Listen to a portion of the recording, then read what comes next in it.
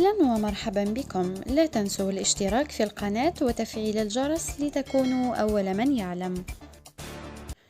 أهلا ومرحبا بكم.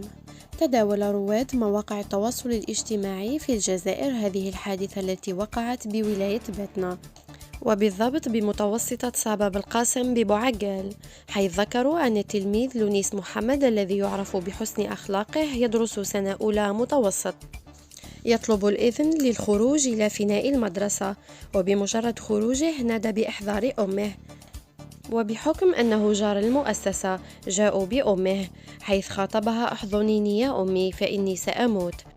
وعلى جناح السرعة تم استدعاء سيارة إسعاف التي نقل بها إلى المستشفى الجامعي، حيث تم إدخاله مباشرة إلى العناية المشددة ليلفظ أنفاسه الأخيرة هناك وسط دهشة الأم وكل الحضور. إنا لله وإنا إليه راجعون. اللهم إنا نعوذ بك من موت الفجأة في ساعة الغفلة. راجعوا أنفسكم قبل أن تحاسبوا.